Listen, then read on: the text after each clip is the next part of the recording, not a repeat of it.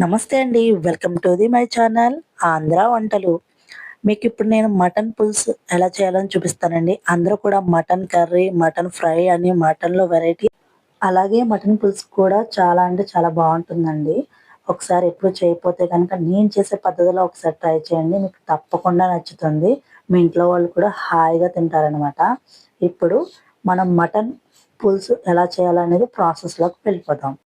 ముందుగా అయితే మటన్ పులుసులోకి నేను 4 ఉల్లిపాయలయితే తీసుకున్నానండి. మామూలుగానే చిన్నగా కట్ చేసుకున్నాను. ఒక 4 పచ్చిమిరపకాయలు, కొంచెం కొత్తిమీర తీసుకున్నాను. మీకు కారానికి తగ్గట్టు తీసుకోండి పచ్చిమిరపకాయలనేవి. చింతపండొచ్చేసి ఒక 60 గ్రాములండి. 60, 70 ఉంటుంది. సరిపోతుందది. వాటర్ వేసి నానబెట్టేసుకోండి. ఇది ఇప్పుడు పక్కన పెట్టేసుకుందాం. ఇప్పుడు మెయిన్ ఇంగ్రీడియెంట్ మటన్. ఇదొక నేనైతే 700 గ్రామ్స్ తీసుకున్నానండి మటన్ అనేది.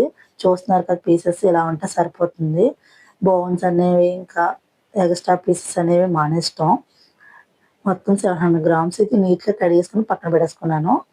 స్టవ్ వెలిగించుకొని బాండీ పెట్టుకొని ఆయిల్ పెట్టుకున్నానండి.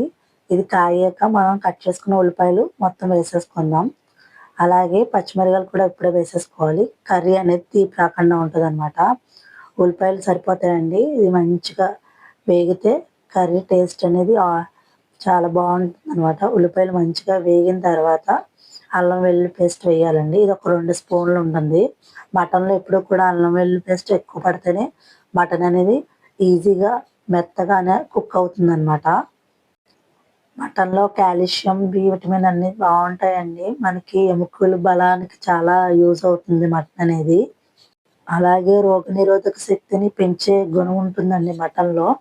ఇప్పుడు అల్లం వెల్లుల్లి పేస్ట్ కూడా బాగా పచ్చివాసన పోయేదాకా వేపిన తర్వాత మటన్‌ని క్లీన్‌గా కడిగిన మటన్‌ని వేసేసుకుందామండి.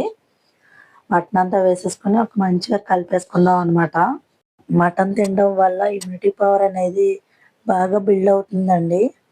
మటన్ కూడా వేసేసాం కదా! మొత్తం అంతా శుభ్రంగా ఒకసారి మంచిగా అల్లం వెల్లుల్లి పేస్ట్ అన్నీ బాగా ముక్కకి కలిసేలాగా కలిపేసుకుందాం.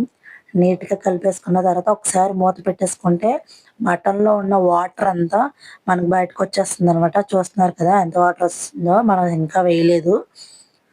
ఇప్పుడు కొంచెం పసుపేసుకొని మళ్ళీ మూత పెట్టేసుకుంటే మటన్ అనేది ఒక 40% అనేది మంచిగా ఉడుకుతుందండి. ఇప్పుడు తగినంత కారం అండి. నేనైతే ఒక 3 స్పూన్లు ఎన్వి కాబట్టి ఒక 4 దాకా వేశాను. మీకు తగినంత కారం మీరు వేసుకోండి. సాల్ట్ అయితే ఒక 4 స్పూన్స్ పడ్డాయి. లాస్ట్‌లో మనం చూసుకొని మళ్ళీ వేసుకుందాం. ధనియాల పొడి ఒక 2 స్పూన్స్ వేశానండి. అలాగే గరం మసాలా ఒక 2 స్పూన్స్ వేశానండి. ఇప్పుడు కొత్తిమీర కూడా కొంచెం వేసుకుంటే మటన్ అనేది ఈజీగా కుక్ అవ్వడానికి కొత్తిమీర హెల్ప్ అవుతుంది. కొత్తిమీర ముందే వేసుకోవాలి మటన్‌లో. ఇప్పుడు వేసినయన్నీ మంచిగా కలిసేలా మనం మటన్‌ని నీట్‌గా అంతా కలిపేసుకుందామండి. చూస్తున్నారు కదా! నేను చక్కగా అంతా కలిపేస్తున్నాను. మటన్ అంతా కారం, ఉప్పు మనం వేసిన మసాలా అంతా ముక్కకు మంచిగా పట్టేలా కలిపేసుకుంటున్నాను. చూడండి కొంచెం కుక్ అయింది మటన్ అనేది. ఇప్పుడు మనం దీనిలో తగినంత వాటర్ వేసుకుందామండి. నేనైతే కొంచెం ముక్కలు ములిగేలా వేసుకున్నాను చూస్తున్నారు కదా! కొంచెం బాయిల్ అయిన తర్వాత కుక్కర్ అనేది పెట్టేస్తున్నాననమాట. విజిల్స్ అనేవి ఒక 8, 9 వస్తే సరిపోతాయండి.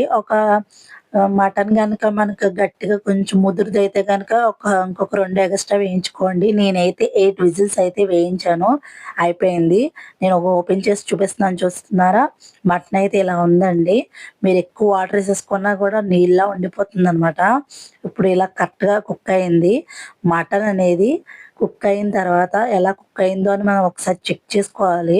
అంతగా కుక్ అవ్వలేదు, ఇంకా అవ్వాలి అనిపిస్తే ఇంకొక 2 విజిల్స్ ఖచ్చితంగా పెట్టుకోండి. పెట్టుకోకుండా అయితే మటుకు చింతపండు గుజ్జు వేయొద్దు. నాకు కుక్ అయిపోయిందండి. ఇప్పుడు చింతపండు గుజ్జు తీసి పెట్టుకున్నాను. అది చూస్తున్నారు కదా! మటన్ కర్రీలో వేసేసాను. నాకింకా వాటర్ పడతాయి. ఇప్పుడు లిక్విడ్ వాటర్ కూడా వేస్తాను. కొంచెం ఆ క్లిప్ అనేది మిస్ అయిందండి. నేనైతే వాటర్ 1 ½ గ్లాస్ వేశాను. ఈ మటన్ పులుసు అనేది అంత చిక్కగా ఉండకూడదు, అంత పలచగా ఉండకూడదండి. మధ్యలో ఉండాలి.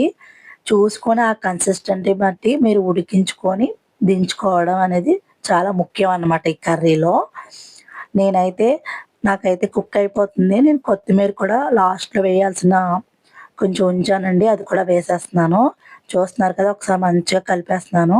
మటన్ పులుసు అనేది తయారైపోయింది. ఒకసారి టేస్ట్ చూసుకొని స్టవ్ ఆపేసుకోవడమే. మన బాడీలో ఏ పార్ట్స్ అన్నా కొంచెం ఇంజ్యూర్ అయినా సరే వాటిని త్వరగా అతకడానికి మటన్ అనేది చాలా హెల్ప్ అవుతుందండి. ఇది అందరికీ తెలిసిందే. తెలియని వాళ్ళ కోసం నేను ఒకసారి చెప్తున్నాను. మటన్ అనేది చక్కగా ఉడికిపోయిందండి.